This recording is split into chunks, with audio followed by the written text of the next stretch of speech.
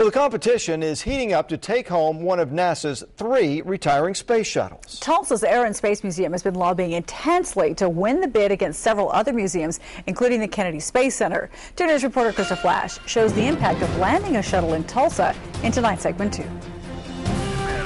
They've got the flag up now, and you can see the stars and stripes. July 20th, 1969. Neil Armstrong and Buzz Aldrin land on the moon, the first men to ever set foot on that lunar surface. I helped Buzz Aldrin get to the moon. Francis Burke helped build the rocket that made the historic flight possible. All of these parts are here. These were all made here in Tulsa. 41 years later, the engineer finally met the man he sent into space. Did you ever think it'd happen? No, but I always wished that it would happen, and I'm glad that it did. Burke could also see a space shuttle land in his hometown.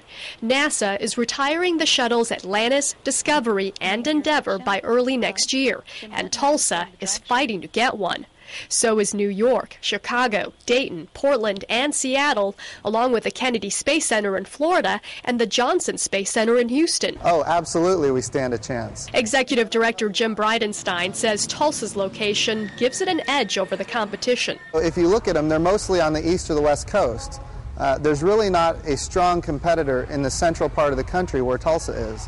So we think we can reach a demographic, an area of the country that isn't historically served by NASA. Bridenstine estimates 1 million visitors a year will see the shuttle. More visitors mean more hotels, more restaurants, and more people spending money. Another revenue source that could provide long-term benefits, according to Mayor Dewey Bartlett. They'll certainly have something to eat, look around, maybe look at another museum, stay a day or two. Might even be a thoughtful idea to move to Tulsa. Overall, the shuttle has the potential to make a $70 million economic impact and create more than 1,000 new jobs. Some of those jobs would be created through the museum's expansion. A building plan was already in the works before the shuttle idea ever came up, but by breaking ground now, Bridenstine wants to show NASA that Tulsa means business. We're building to improve the educational capacities of our facility.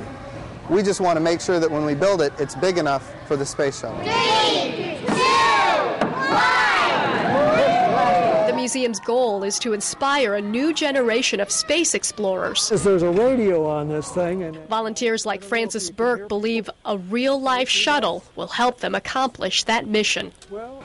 Krista Flash, 2 News works for you.